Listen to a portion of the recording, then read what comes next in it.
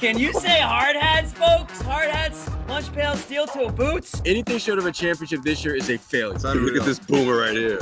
You've just got so much talent here. Somebody said we need to apologize for Jaylen. Can I pull the John? What are we apologizing for? What did we say? What did we do?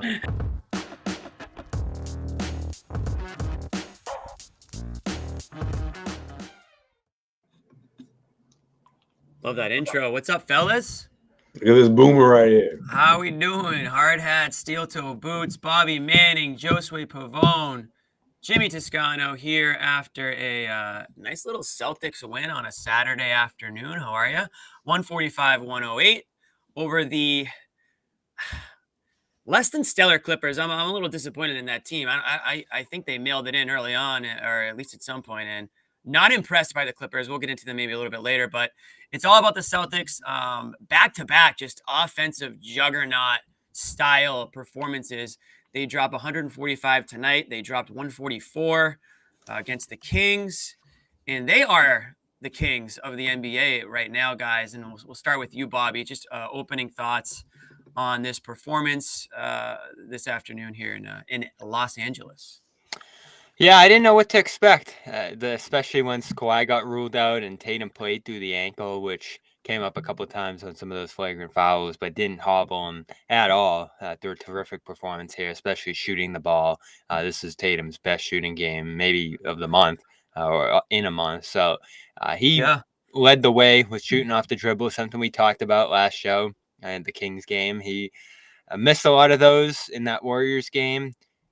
Felt like he was settling after a certain point, and when they go in, you're not going to say he's settling. It's just he hit tough shots in this game, and that's probably what the Clippers are going to come away saying from this one. Is just he hit some ridiculous ones, and he's capable of that, and that's I think a big reason why he takes them to challenge the defense, put them in uncomfortable positions, and on his best game hit those and just completely overwhelm a performance, because you see how it kind of carries down to every other player. They got a lot of offensive rebounds with the attention that the Clippers had to put on them. Neemias Queta broke free for a really big game, just cleaning stuff up around the rim. And other guys hit their shots. 3 from Jaylen Brown, 3 of 6 shooting. White hit 3 more threes, 4 from Holiday, and 3 from Josue Brissett, who was excellent once again. And he's making a case for his rotation spot. But it all stemmed from Tatum. You missed one guy, Bobby. You conveniently forgot to mention one other really effective player tonight off the bench for the Celtics. We'll have to get into him a little bit later, too. I mentioned him. Did you say Queta? Queta, yeah. Briefly. Okay. Yeah, he said it briefly. He said he, under his breath, Josue was like, oh, yeah. I thought he and 3 more threes from Pritchard, too. So this is just one of those games where I think it's going to be tough to have a major takeaway from this one, Jimmy, because they hit 25 threes. Any team in the league is going to win a game when they hit 25 threes. And the offense flowed great. They did a lot of good stuff on that end against a tough defense. But you're not going to hit 25 threes every game. So you love it. You'll take it. No Kawhi. That happens. No Porzingis, certainly, on the Celtics side. So it's impressive that they were able to win in spite of that to some degree. But I don't have a huge takeaway from this one, Josue. Do you? Well, I mean, the 25 threes, if you're looking at the box score, it certainly speaks out to you, right? If you didn't watch this game. But I don't feel like it's one of those games where you're like, oh, man, the Clippers just couldn't stop the Celtics from making threes. I feel like the Celtics just, snatched the Clippers' heart out, by the end of the first quarter. And it was like, oh, okay, well, if Paul George is going off and we're still down by double digits, this one's done, right? You saw guys like James Harden chucking up threes. You saw guys really just kind of check out of offensive possessions. And I feel like a lot of that had to do with the Celtics' defense. They did a really good job of just kind of making the Clippers really work for it. They didn't have any easy opportunities. You know what I mean? The Celtics did a really good job taking that away. They never got to the free throw line. What did they finish? They attempted 12 free throws in this game. The Celtics doubled that from the free throw line. And I just feel like the Celtics just got very comfortable once they had that lead. Okay, yeah, the 3-point shots, sure, that helps. It certainly kept them at, kept the Clippers at bay, kept the Celtics that lead intact. But I also feel like it was the Celtics' defense and just really getting comfortable offensively. I thought that Jrue Holiday had a really low-key, solid game that kind of went under the radar. And of course, Jason Tatum, once he got hot, once he got to double digits in that first quarter, he certainly just kept that consistency, on offense, where the Clippers just couldn't slow him down, I felt like.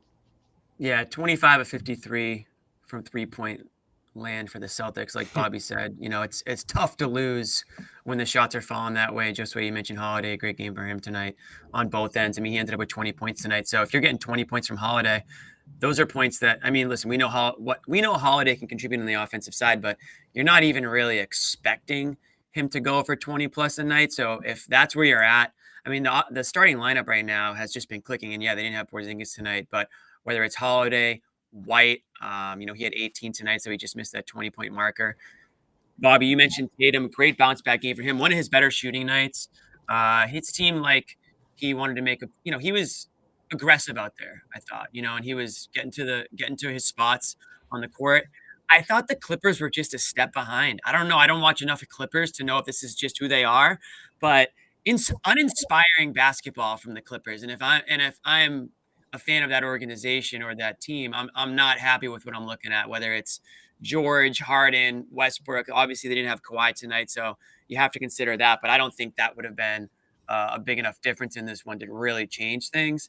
I just feel like the Clippers don't want to work as much as be like a real legitimate contender, like, a Nuggets team or a Bucks or a Celtics or, a Suns team. I just don't know if the Clippers have that extra gear where they really want to take it to now. They're 17-12 on the year. Obviously they're, a playoff team. I just don't know if you can put them in that top echelon of teams yet. There's Tatum. Yeah, not a ton inside in this one. Hit a few mid-rangers, but he was just raining threes on these guys and a couple flagrant threes too.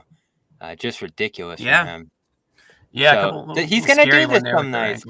And listen, I know what everyone's going to say. I know you guys weren't there for the last show, but we talked about the difficulty of the shooting for Tatum and how the offense seemed to be getting a little out of sync with some of the shot attempts he was taking. And I think that's still valid, even when you have a night like this. It's awesome when you get this from him, but it's difficult. It's going to be really hard to do this night in and night out, especially in the playoffs, hitting these kind of shots, and he's capable of it. But 10 of 16 from 3 spot-up jumpers. When they fall, it's amazing, and he's the best guy in the league, and he's the MVP. But when they don't, it's frustrating to watch him take these shots. And I felt like this was a game. Free throws aside, 9 free throws you'll take any day, and he's done a much better job of that in the last few years here.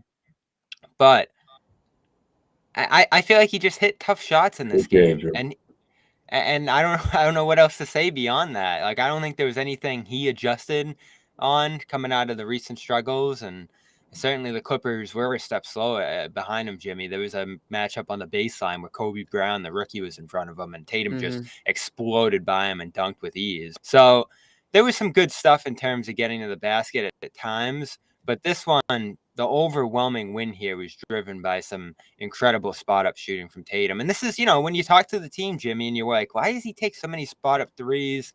Why is he always pulling up above the break? This is why, because when he has a night like this, they are literally impossible to cover, and they're just going to blow the competition away. And that's what they're always striving for, but it's not always going to happen. Right. No, I mean, it's not, but listen, 30 points on 16 field goals, that's as efficient as you could possibly dream. So you'll take this type of a performance. Yeah, you can't expect it. No one expects it on a night-to-night basis, Bobby, but the 30 points is something that I think we are at the point where we are expecting. And how you get no matter how you get it. Yeah. How you get there on any given night, some nights it's a little bit more work. So again, against a team that I think is a little bit more defensive minded, which wouldn't be the Clippers, and a team that really makes you work a lot harder, you probably get there taking more shots, and maybe you have to figure out ways to be a little bit more aggressive and go to the line more. But he still went nine trips tonight. So shots fell. Maybe he had a couple open ones. Again, he got fouled. Looks like he rolled that ankle. That was a little bit scary there, but he was able to shake that one off. And it was a great bounce back game for Tatum. So obviously take that. And I thought Brown again tonight continues to be aggressive. It seems like every night now his number one objective is to catch a body and just completely ruin somebody's evening or night. Get that man in the dunk contest. The NBA would love to have Jaylen Brown in the dunk contest. Whether or not he wants to be in it is a different story. But I really do like what I'm seeing from Jaylen the last, however many games you want to go back, but it feels like he's thinking less in a good way. He's letting the game come to him a little bit more. He's trusting his athleticism and his, I think he's starting to become a little bit more comfortable in his role with the team. And again, 24 points, 9 of 17 from the field, 3 of 6. So from 3. So, and a plus 29. So another really strong game from Jaylen Brown, who is rounding into form, I think we could say. Josue. Definitely. Especially when he got into foul trouble so early in this game, that didn't really distract him from continuing to get back on track and attack and pick his spots. And you saw that again against the Clippers. And even with Tatum going, when both of these guys are going, obviously we know it's usually good results. And that's exactly what we got in this game, right? Up by double digits, just up comfortably. But again, Jaylen picking his spots and just reading the opposing team's defense. I think that's what's really got him to this point. And I think it carries over. I don't think this slows down anytime soon. It's just been an incredible month for Jaylen Brown. And I think this is where we're going to be, at the end of the season, looking back on and saying, okay, that was the month where he turned things around. And it was really just, it took off from there, It's good to see it too without Porzingis in there, because I think a lot of people felt like, oh, maybe Porzingis is the key to this whole thing working.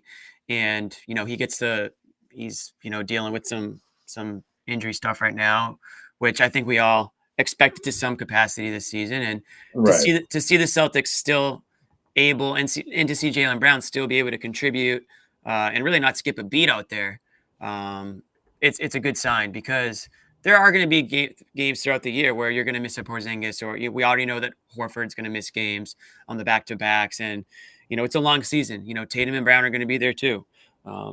Derrick White's Superman, so maybe he doesn't miss any games, but other than that, I think you kind of expect these guys to come in and out, and the goal is that when the playoffs come around, what are they? What did I see? 14-1, maybe the starting lineup in there, healthy. Yep. So again, this doesn't even count towards that, but it just goes to show that when this team is healthy and playing together, they're nearly impossible to beat. Right, and especially like you said, man, to do it without Porzingis, I mean, I just think that the Celtics did a really good job of just establishing themselves offensively. And the Clippers, I mean, people can say, maybe they gave up in this one. Yeah, probably that's a big part of it. If you ask me, they certainly did. However, the Celtics forced their hand, and it happened sooner than I expected, especially for this Clippers team it's been hit or miss this season, but they just really didn't show as much emphasis on defense in that first half. By the closer you got to halftime, you're waiting for them to sort of show that fight, and you never really saw that. And Celtics, credit them, because they fed off of that, and I think they're at the point where they can feel when a team is just not there, in terms of their effort. That's when they double down on their offense. And that's exactly what we saw in the second half. You want to have that, like, just don't let the foot off the gas mentality. Just embarrass these dudes. Just kill them. And that's why in the bubble, like, I loved not in the bubble, in the in-season tournament, I loved running up the score. Get that mindset. Run up the damn score. Don't let these guys crawl back in or let it look like reasonable at the end.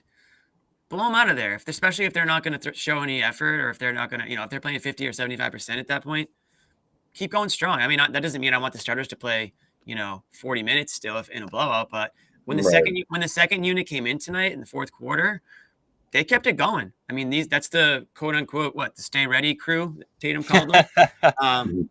They looked ready. I mean, they were ready to contribute. Ready. They got in there. Absolutely. And this is a bench that I think every Celtics fan had serious questions about going into the season. And to some extent, you're still going to have some questions here and there, but you're starting to get contributions now from guys that were not on the radar to start the year, Bobby. And I'll let you pick up the torch from there on this one. Yeah. Shea was on my radar. I love there he is. There he goes. O'Shea. Yeah. O'Shea Brissett. Obviously, he contributed, and he's been a guy that's been in and out. But we got to talk about Queta. We really got to talk about Queta. As a guy that. Hey, Bobby, did he go to Syracuse? Yeah. Did he go to Syracuse? I'm not sure. Is that why you straight threes? Make sure we talk about it? Okay, cool. Brissett was money tonight. Yeah. 4 or 5 from the field, 3 or 4 from 3. But we got to talk about Queta. This is a position, the big position, that considered thin because let's be real. The Celtics when they traded Time Lord, Rob Williams, that they took a hit there at that position. They're relying a lot on Horford, who's getting up there in age and doesn't go in back-to-back games. Obviously, Porzingis, when he's out there, can really do a lot. But both those guys are going to be in and out of the lineups this year, Bobby, for the most likely here and there throughout the remainder of the regular season. You're going to need a guy, and unfortunately, your guy Kornet's out of the lineup right now, and he might be getting Wally pipped by Queta. Queta comes in tonight, 14 points, 12 rebounds, and just looks like he's getting up and down the court. He's moving out there. He's following up shots. He's going back up with the ball. This is a guy that is definitely carving a role for himself right now. And I think when Kornet does come back and when Porzingis comes back, I think Queta is showing that he deserves playing time, even with a full healthy roster in some way. I mean, Joe said it's not going to be that way. We know what Joe said, but he also said it. Was it a couple weeks ago now? I mean, we're like 10 days ago.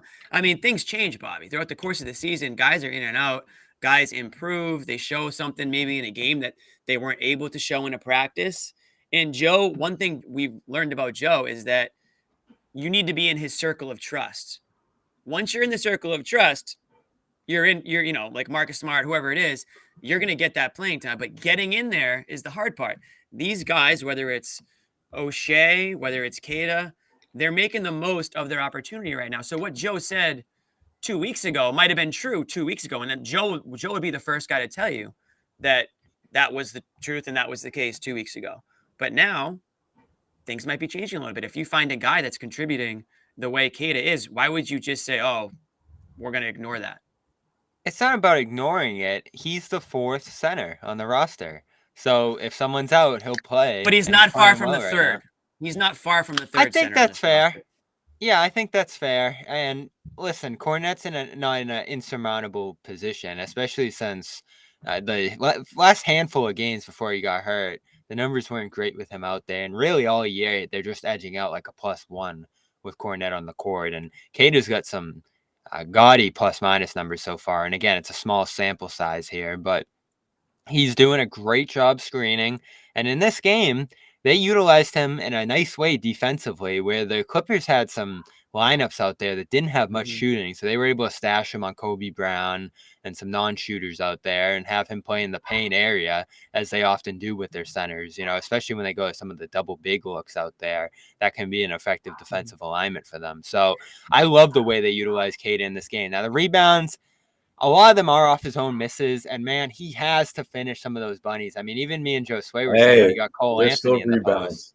Come on, they are rebounds. No, and some of them are tough plays where he grabs his own miss back and puts it right up and in. So those count all the same, even though it's going to hurt his percentage. You'll take it, but he's got to be able to take advantage of mismatches in the lane. Teams are going to switch him if he's not able to finish those, and it's been weird to watch him struggle to do so. I wonder if it has anything to do with the foot that he's been kind of dealing with throughout the year. But overall, especially considering he did go through training camp, but he missed so much time to start the regular season and really wasn't playing up and down at all before he got back into the lineup. This is good stuff. This is super impressive for a guy who has so little time in the organization.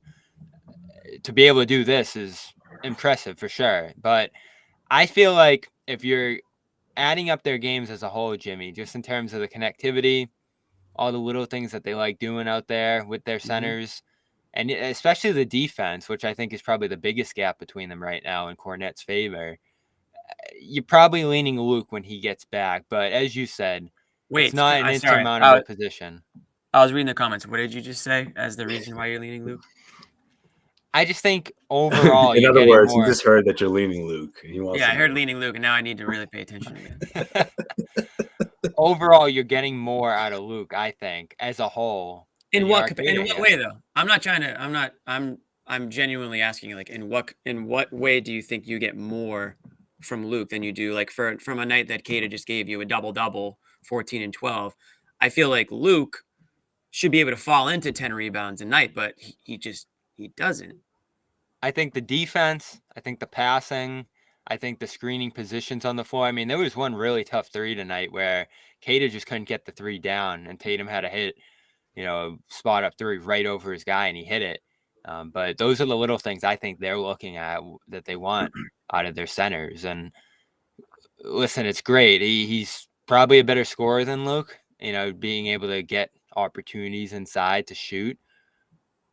But right now, I think in terms of the third center play, who's going to make the most of 4 or 5 minutes every night that they're looking at when Kornet and Porzingis are healthy.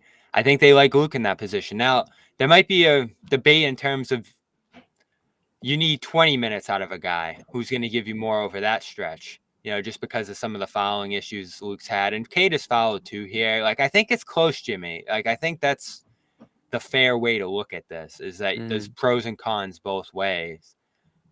But there's probably more comfort going to Luke, just knowing what he's done over a year and change here, than there is Queta. It's fair. I was gonna tango you, but I don't know how. So just be happy. I saw your face What do light you up think, for a second. Josue? Am I wrong? You're thinking of something there. I was gonna tango him. I was gonna tango him hard, but I didn't. It's the Christmas season. I'm not gonna do that to you, Bobby. Also, I don't know how to, but if I did know, I would have done it. But Josue, anything Bobby has to say? I just think the difference in my opinion is Queta, when he's on, in terms of like what we saw tonight, I think it's really hard to make a case for Luke. You know what I mean? Because I just think, but then at the same time, Luke's a bit more polished in that sense of when he's defending. The only knock I have on Queta, the biggest knock I should say, is the fouling. You give him a couple of fakes, he's gonna jump, or he's gonna get a little, he's gonna reach a little bit when he shouldn't. He's gonna rack up fouls in that sense. But he still gives the Celtics a different edge. I think what it reminds me a little bit, Josue?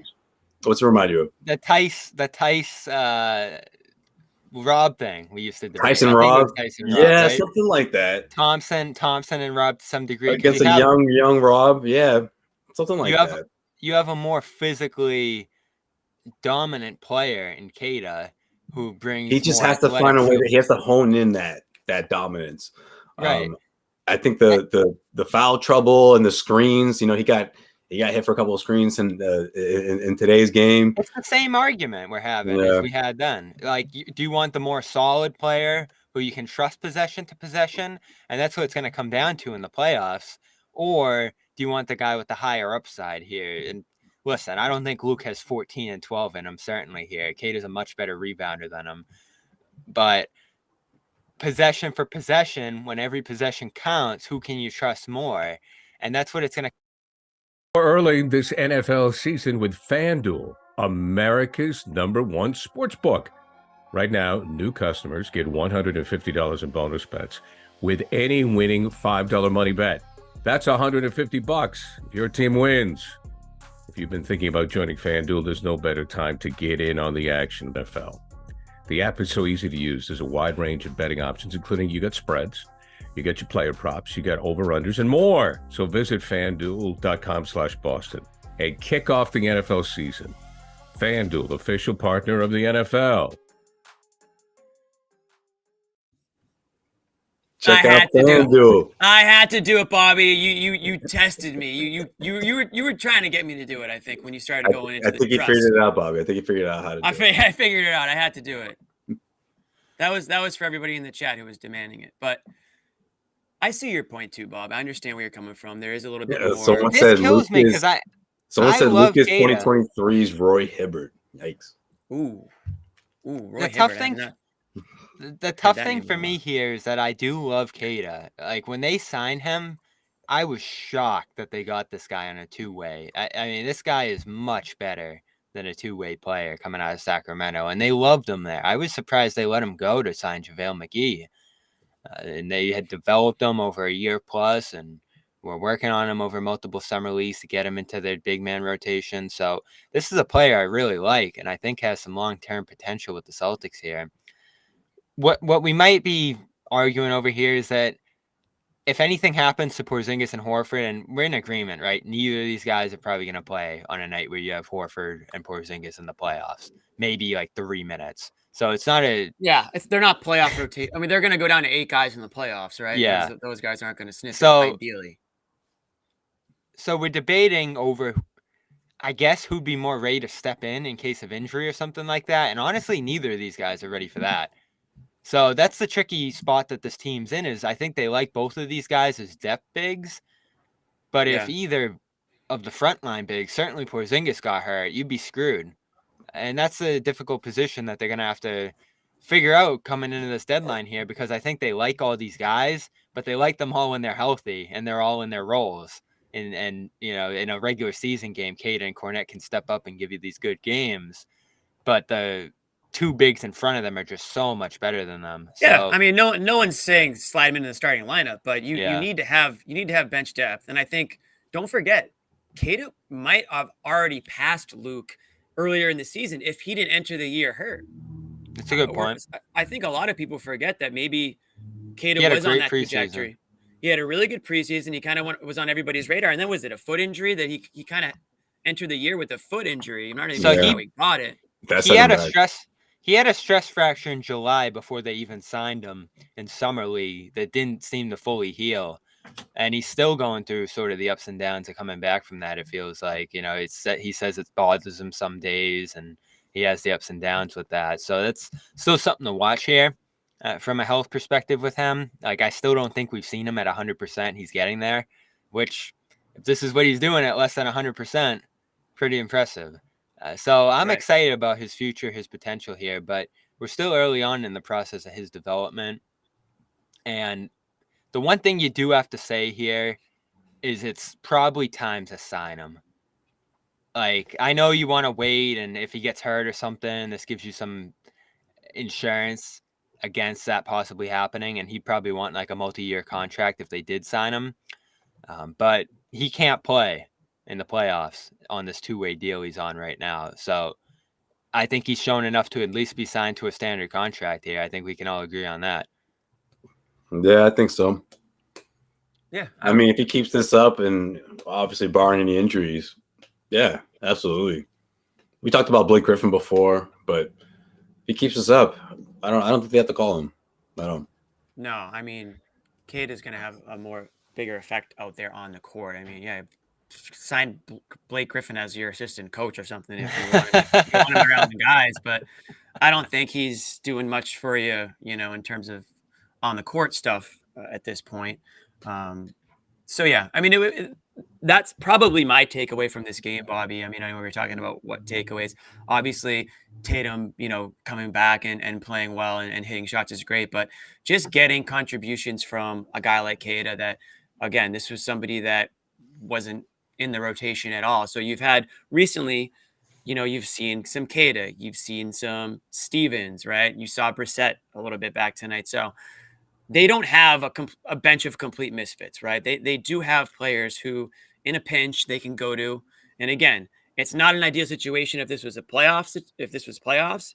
You know, obviously you want to have your starters in there, and that goes for any team. If you're not healthy, most likely you're just not deep enough. The NBA is too talented now where you can't field a team of, you know, half starters and half bench guys. You got to have your healthy guys in there. So, but that's why it's important throughout the course of a regular season to be able to bring in a guy like Queta that can give you 14 and 12 and give you 23 minutes off the bench of effective minutes, so that you don't have to force Horford to play more than he needs to, or you don't have to worry about Porzingis, you know, maybe missing an extra game, because the team can theoretically still, you know, function to some capacity and compete, right? Obviously, you want those guys in the game because you want them to get familiar with playing with each other, because that's going to be your playoff rotation.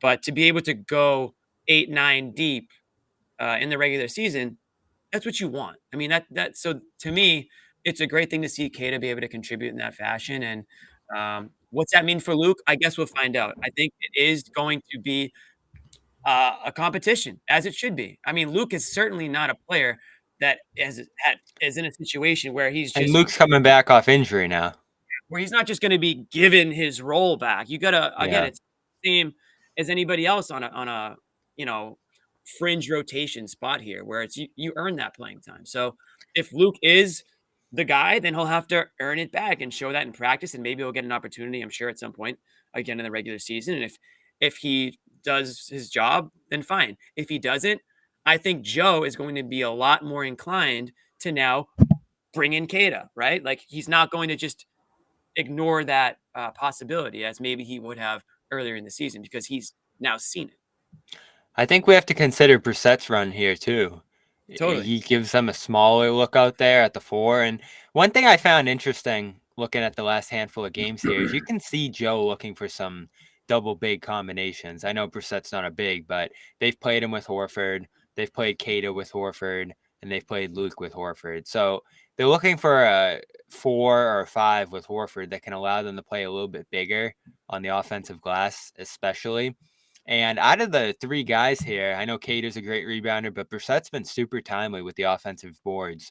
2 great ones in the Sacramento game, I believe. The Warriors game, he comes in. And then the Orlando game, where they were very shorthanded, where he's played well now. So 4 straight threes in a row. That's great to see after a 1-for-9 start from deep, which was hindering him more than anything else, it feels like. I saw him in practice and shoot-arounds and stuff looking much better from behind the arc. So that changes the dynamic here too with him. He's not a guy, well, he's not going to draw any gravity with what he's doing right now from behind the 3-point line. But if you get the ball to him, he might be able to knock one down here or there, which is obviously something Luke and Queta can't do. So you could play 5 out with Brissett here and still get some center level offensive rebounding. And that was a big part of this game, I felt like, with the second chance points. And who's getting more than anybody's Drew Holiday. I mean, he's all over the offensive glass right now. So we've talked about how that's a great equalizer for this team. When you're missing threes, and they're going to put up a lot of threes every night, go and grab that miss. And you might find a wide open 3 right after if you're getting these offensive rebounds. So it's been a nice balance for this team, how aggressive they are on the offensive glass. Yeah, no question. And I also feel like O'Shea is sort of like if Porzingis is out, you're going to see more of O'Shea, you know, and sometimes I feel like there isn't a whole lot of minutes around when Porzingis is around, when Porzingis is available. So I feel like it's tough for him to get in the mix. But when his name is called, he's ready, you know. So obviously, Joe Mazzulla is going to appreciate that, and moving forward, he's going to try to find minutes for him. But I just feel like this is a great example of when Porzingis is out, this is when he gets that moment to shine. You know, that front court gets a little smaller in a sense, even though you do have Queta mixed in there as well. But that small, big lineup, he sort of matches that because he's able to create those second chance opportunities like a normal big would. And, you know, he can crash down low. He can defend a bit down low, you know, with the help defense as well. He's effective in that regard. So I feel like he's much more impactful when Porzingis isn't there. It's just isn't a whole lot of minutes to go around when he's not. But, I mean, you got to give him his props. He's always ready for these situations, and tonight was no different. What do they want out of Brissett, Bobby, when he's in there? Like what's a good night for Brissett? Obviously, you want to see him hit shots like he did tonight, and I know there was a stretch where he couldn't hit anything. So obviously, I know. Then he had 3 in a row from it's a good sign to see him shoot the way he is. But what's the ideal situation for Brissett on this team? I think defend, grab offensive rebounds, which is probably the biggest thing, and knock down a 3 if it comes your way. I think you probably give him 1 3 a game in short rotation minutes. And that's tough, right? And he's talked about it.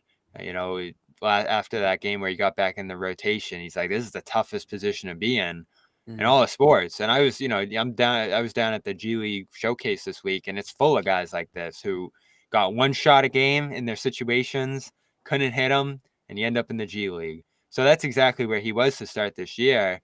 And now, for whatever reason, maybe it's the fact that they're giving him a little bit more consistent time, that Joe has kind of on the side told him to stay confident and, you know, we're not going to just pull you right out of there. That helps too. So this is the kind of game I think you expect from him. And honestly, the last 3, John and I were going crazy after that Warriors game because he, after Tatum got hurt in that game, came in and threw down a cutting dunk, 2 breakout scores, 3 for 3, and then 5 minutes he was done after a great rotation. So luckily they went back to him the next game against the Kings, and he had another good game. 101, 3 points, 5 rebounds. Like, I think that's what you look for out of him, Jimmy. Don't try to do too much. Don't make mistakes. Just take advantage of the opportunities that come your way by playing with Tatum and Brown. So I think he's doing exactly what they want him to do out there, and he looks comfortable now doing it. He was looking like Neesmith early in the year. I think John said that, with just how frenetic and out of control he was out there. That's a good comparison. Josue, where's O'Shea in the pecking order? Because we're talking about like 8, 9 spots here right now. I mean, we're talking end of the rotation. Is it going to be O'Shea? Is it going to be Luke? Is it going to be Queta? Is it going to be Steven? Like there's definitely a competition here, and it might be matchup based in some capacity, but who is ultimately going to rise from the rubble and round out this rotation? I think O'Shea, you know what? I think O'Shea would get the benefit of the doubt if everyone is healthy.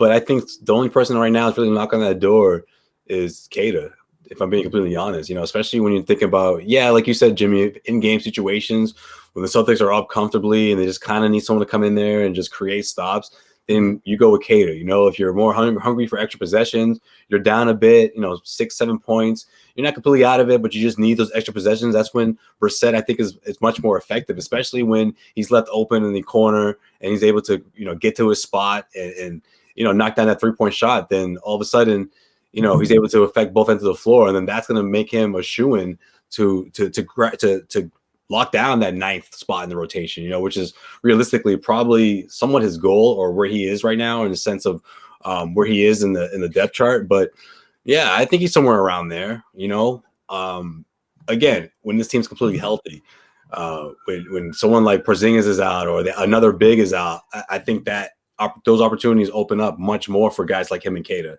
And all of a sudden tonight, like what we saw today, it's a given, But when this team is absolutely 100% healthy, he's still, there's still that opportunity for him to play, especially if someone is in foul trouble. I think he's built enough trust with Joe Mazzulla for sure.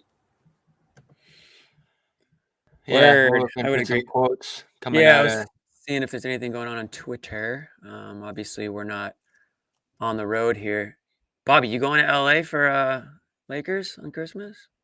Nope. No. Be No, back at the maybe Garden Thursday against Detroit. Could be a historic night. we'll do a brief Celtics Lakers chat at the end of this show. I want to just finish up on this specific game. Thoughts on Jaylen tonight?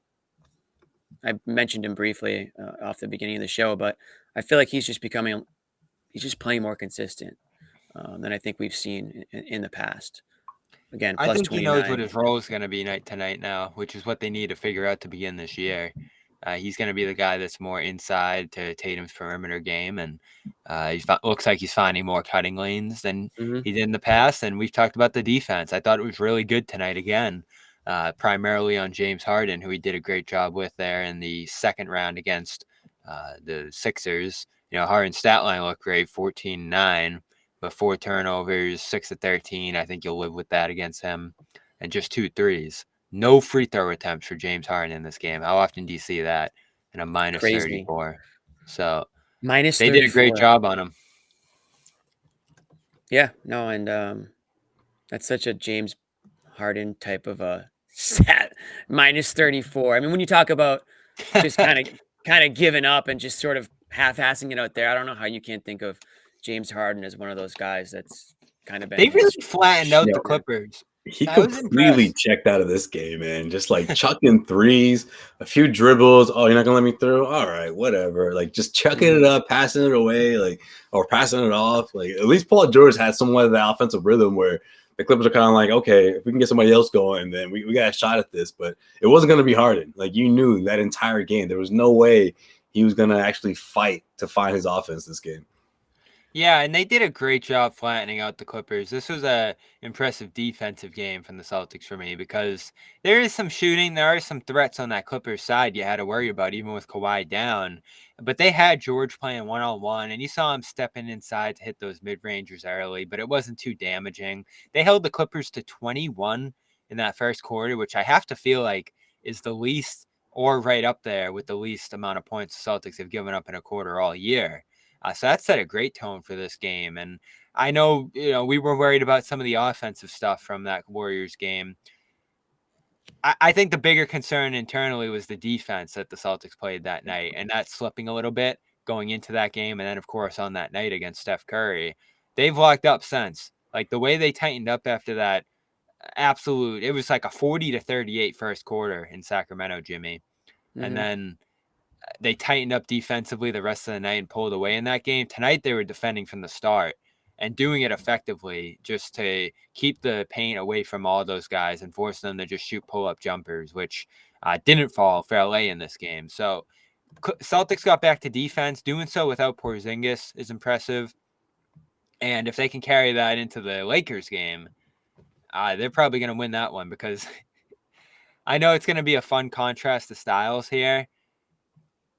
The Celtics, in terms of the three-point shooting we talk about night in, night out, versus what the Lakers fans complain about, having no three-point shooting at all, is going to be interesting to watch. And the Lakers have lost 5 of 6 since the in-season tournament championship. They probably should have lost the 6th game, too, against the Spurs. They won that one by 3. So they've been an absolute disaster, and their defense has slipped too. So you're heading into that Lakers game in a good spot after these couple onslaughts against the Clippers and Kings. Yeah, Lakers play tonight against the Thunder. Decent Thunder team this year. Really good Thunder team, actually, this year. And they are benching D'Angelo Russell. SGA is balling right now. SGA is balling. Oh, they're benching D'Angelo Russell, huh?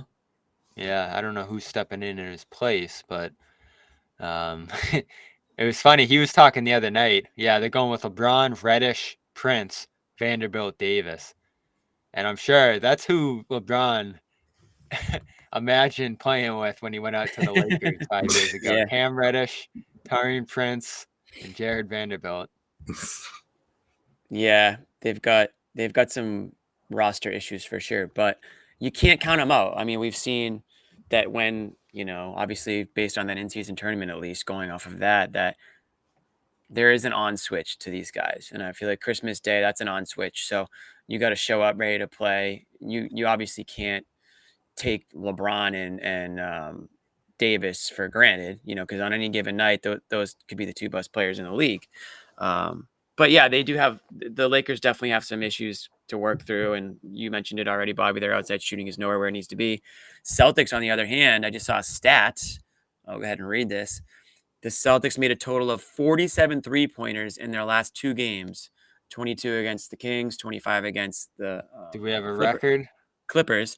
That is the most they've made in franchise history over a 2-game stretch. So 47 3-pointers over the last 2 games is a record. So yes, we did make Celtics history tonight, boys. Congrats to all of us. And I like your point at the top of the show, Jimmy. Get the points how you can. Take what the defense is giving you.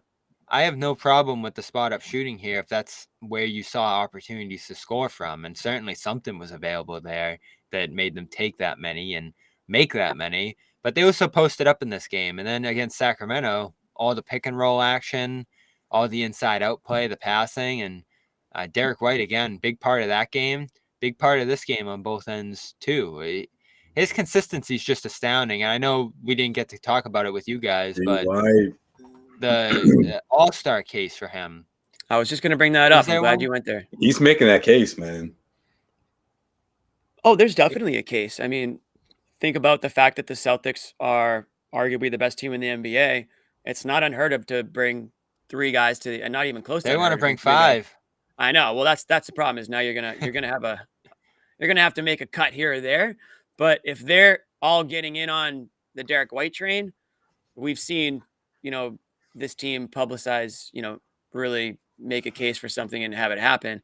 I think a lot of people can get on board with Derrick White, the All-Star, and I think he has a lot of respect across the league. I think a lot of coaches obviously understand his value, and players are, talking about Russell earlier. Quote of the year was how Russell said he wanted. Was it Russell? Yeah, he wanted to be Derrick White. Derrick White. Yeah. Well, now he's gonna be closer to a bench player for a bit, but Derrick White is, I think we can all agree, that's what I was gonna say. MVP Russell of this team, right? Russell started the year saying, "I want to be Derrick White," and then the other night he was saying, like, "Yeah, when my shot's not going, I don't know where else I can impact the game." Well, right, which is not a Derrick White quote, right? That's the opposite of how Derrick White plays. Yeah, it's one thing to want to, pattern your game after somebody, and it's another thing to actually do it. And it's more of a mindset than anything else. I mean, D'Angelo Russell needs to approach the game completely different manner than he does. And the way Derrick White approaches it is just do what's best for the team. I mean, he'd fit right in on the classic Patriots from years ago, where it's like do I your don't job. think I've ever seen, and Josue, we're around him a lot. You've been around some other teams. I don't think I've ever seen a Celtic with a smaller ego. The guy just No, doesn't care. Like if they told him to sit and not play, well, I'm sure he wouldn't super like that. humble. But Don't it play. seems like anything short of that, he's fine with. 0 shots, he'd be fine with that. Bench roll, he was fine with that to start the year if that's what they decided. And fortunately, they've successfully pushed him to be more aggressive. Like, you're not going to the bench, you're starting.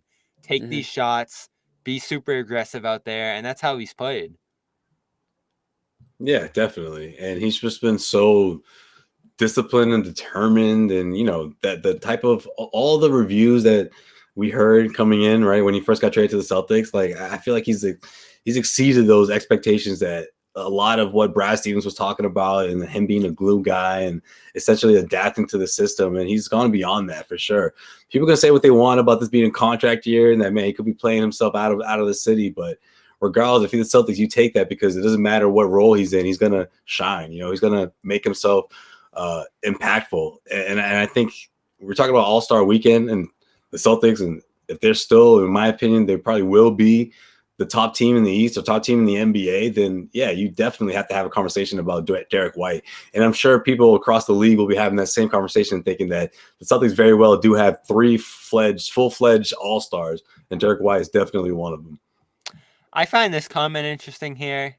I wonder what you guys think of this, because I do think since Brad's become GM, he's put a priority on bringing in good guys. And I think that kind of started too when they had that rough Kyrie year, and then all of a sudden it was like Grant and a bunch of like big positive team personalities coming in the door the next year. I think that I think this has been part of the success here, is just the willingness to sacrifice across the board. And I'm not saying they're all the greatest guys off the court. You never know that. But in terms of like the team dynamic, everyone gets it. Well, I'm going to defer to you guys because you're both around the team regularly, and you can kind of see the camaraderie that they do or do not have. You're there at the practices.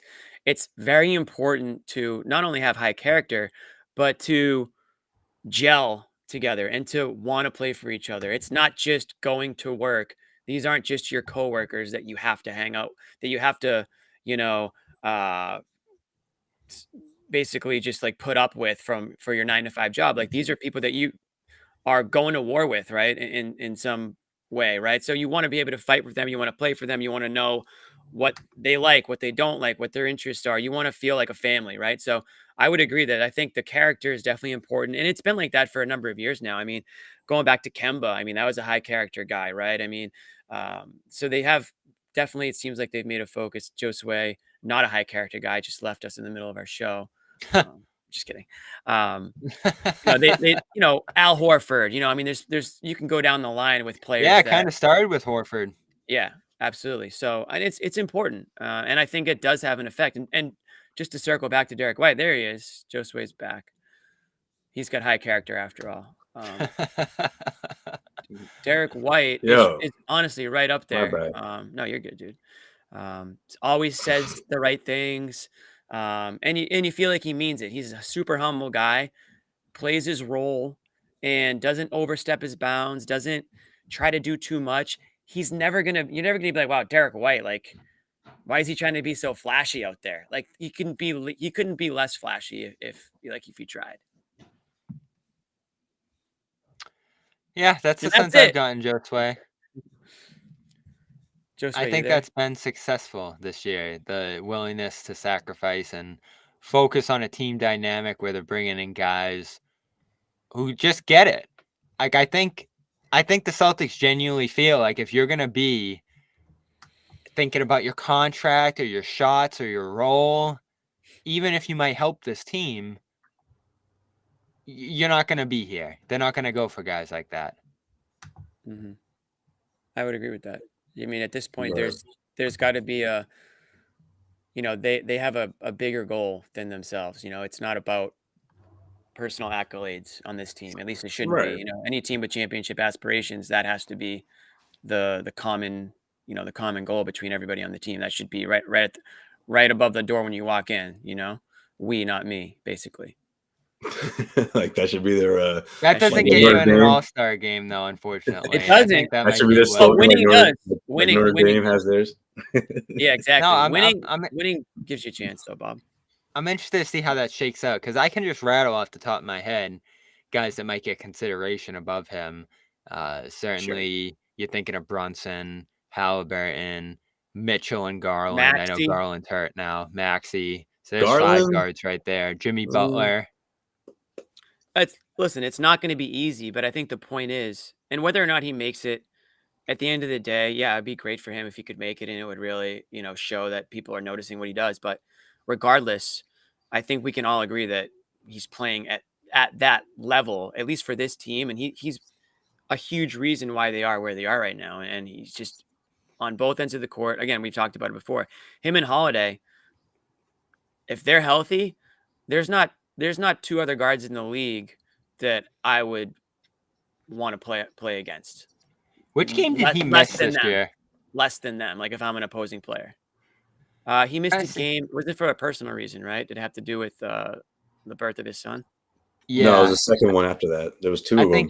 I think he missed 2 for personal reasons. Yeah, Yeah. okay. And The both first one those was- games were ugly, if I remember right. I'm trying to pull them up here. The first one was he missed 2 for the birth, which was a win over the Nets, and then that really ugly finish against Minnesota into overtime. Mhm. And then the third was probably their worst game of the year in Charlotte. So 2 of their 3 worst games of the year probably were without Derrick White. So you could make the argument that he's one of the 2 or 3 most valuable guys on this team. Oh, definitely. White?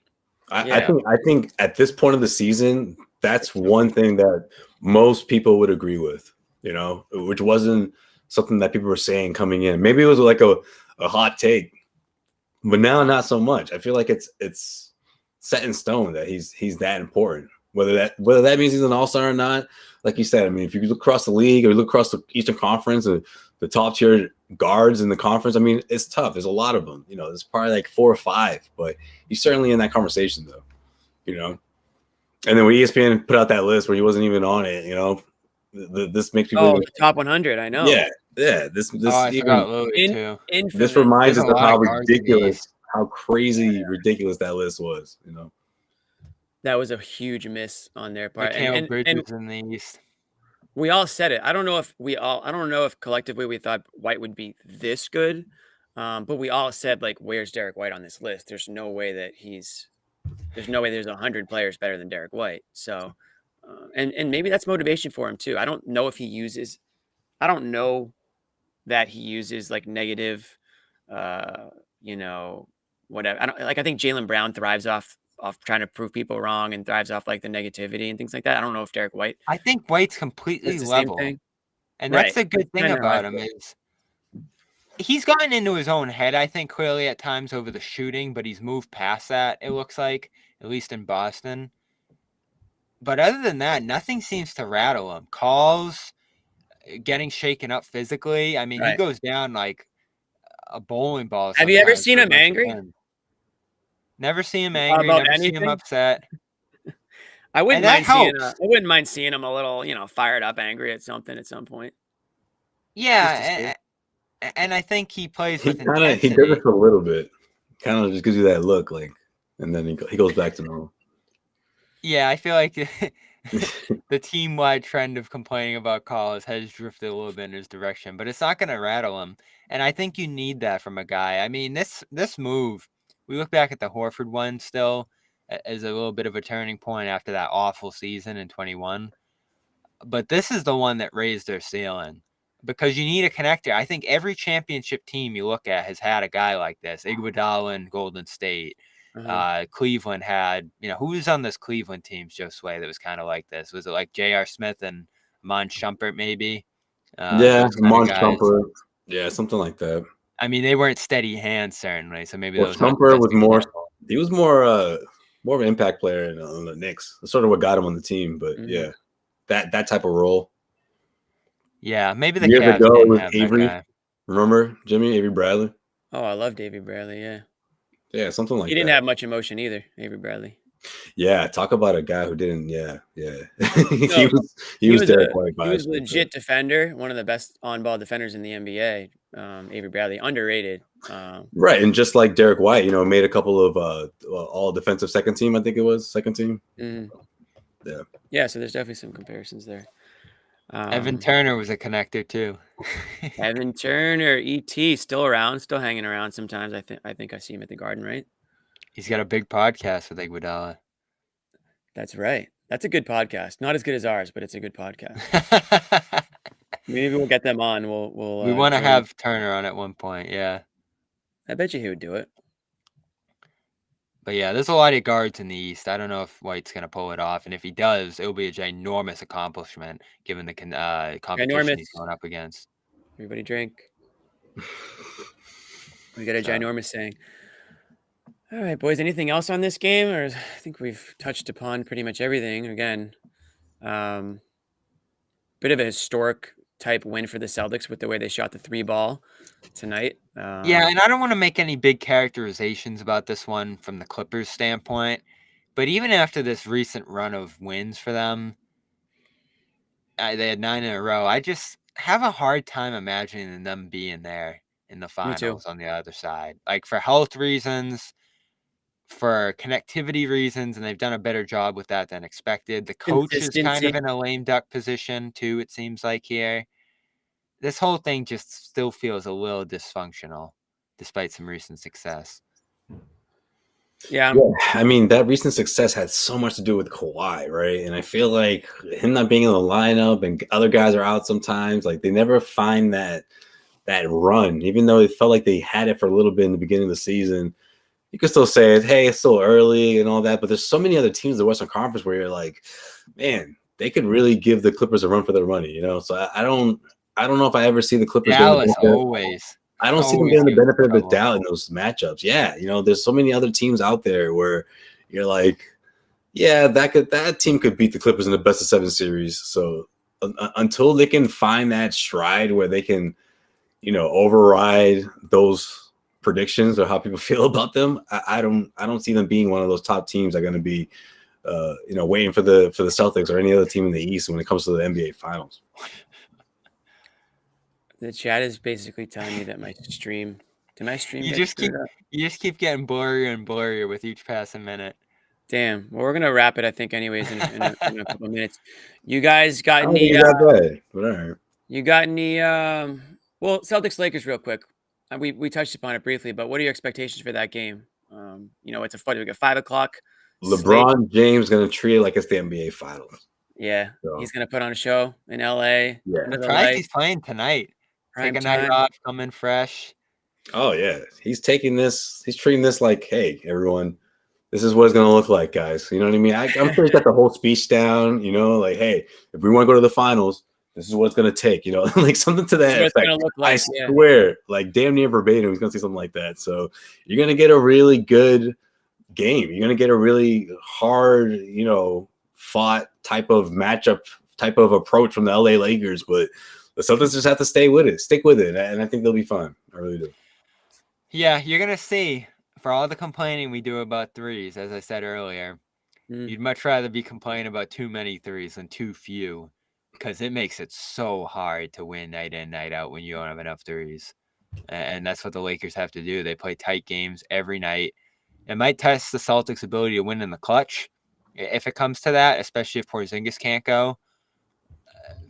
Seems like he's okay, at least according to the reports and how he's moving out there. So you'd have to think he'll get up and play for this game. He always wants to play. I think the training staff is just trying to be super cautious with him this year. So if he's out there, I don't know how the Lakers come away with this game. But Anthony Davis, I've always had more respect in him than the average fan, I think.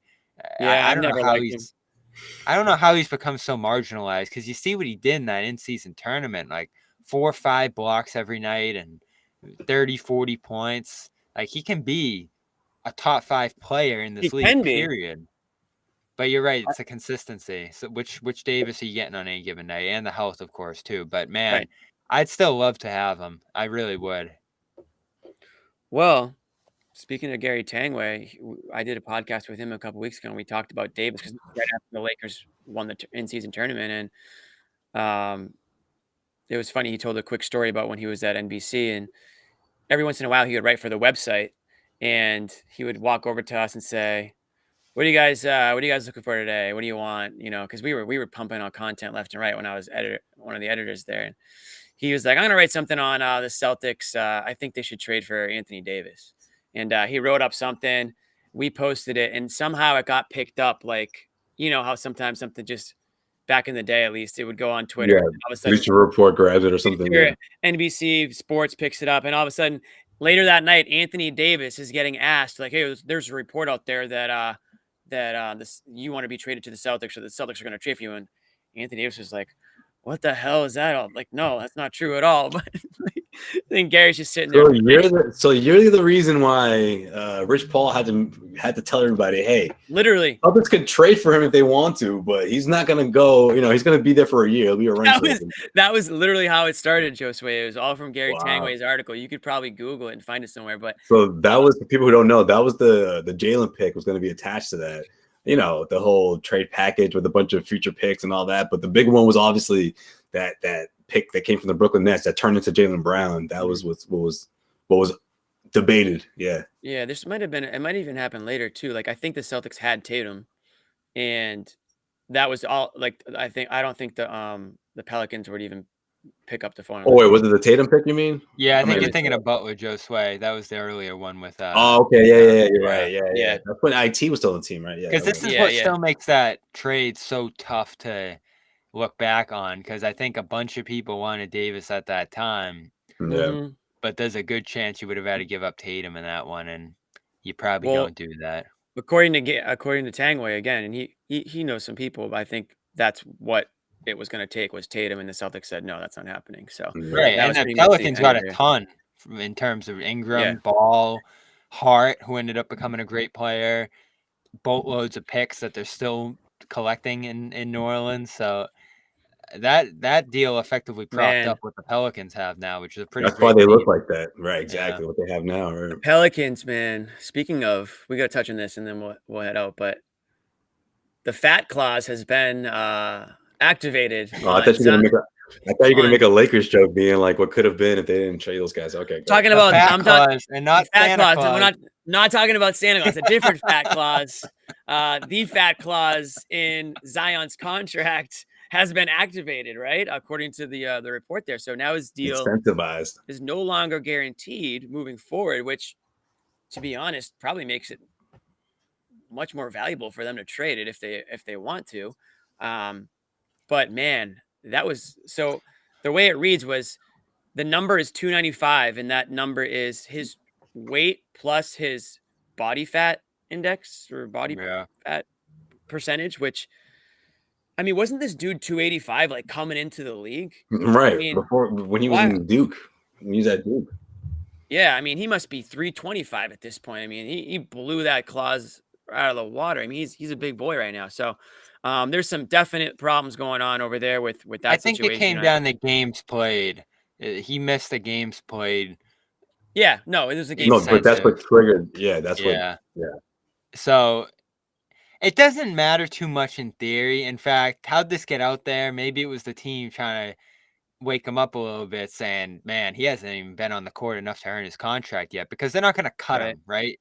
To get the benefit of the non-guaranteed deal, you have to just cut him and let him go. Let me go ahead and leak that clause out real quick. Yeah, so this is more of a wake-up call for him. Now, it's tough to get that news at the holidays. We're all eating like crazy right now, and now Zion's gotta worry about the fat clause in the middle of this whole thing. Just tough. Yeah.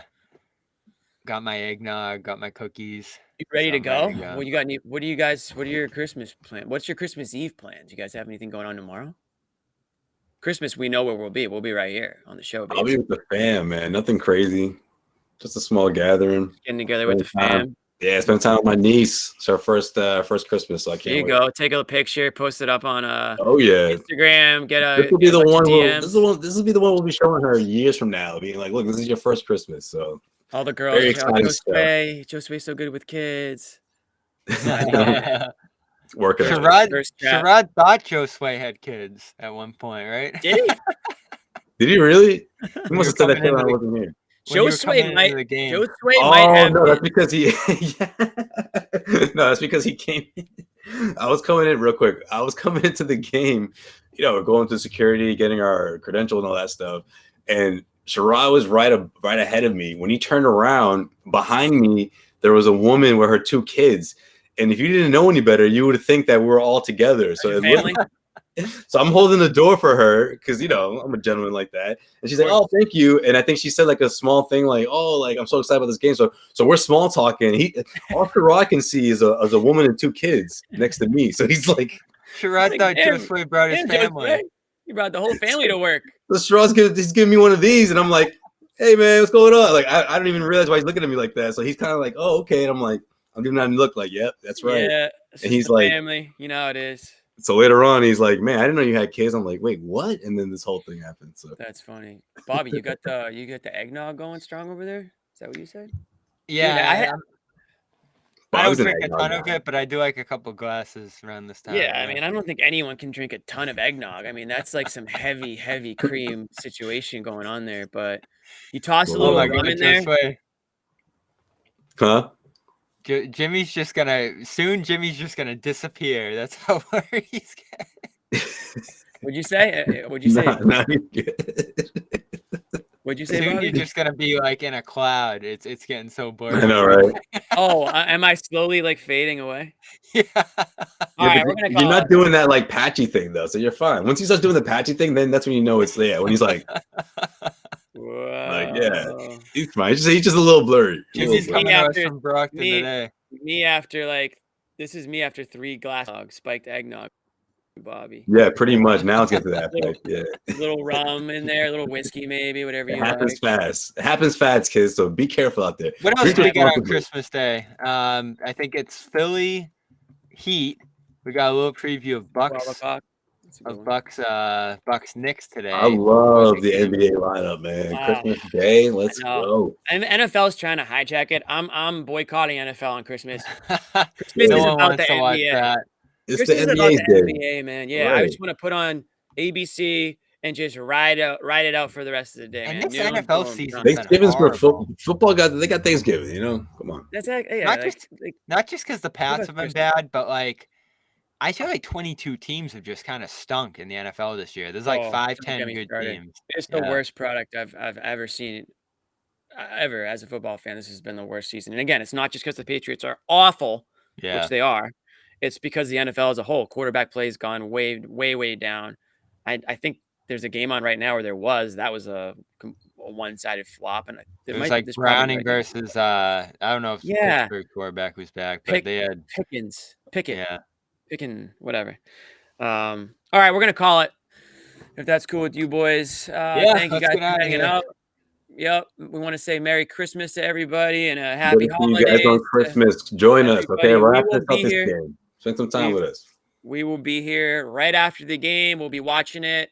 We'll get the chat going beforehand like it always is. So come back on and join us. Have a glass of eggnog by your side or whatever your Christmas cocktail of choice is. And we will see you guys. John will be back with us, hopefully, if he can get out of the kitchen. I know he's probably juggling 3 or 4 pies right now. And you know it's going to be special pies. Sherrod should be with us too. Absolutely. Going to be surprise specialties. Like we always do. Things that nobody asked for. Like he's going to pull up with those.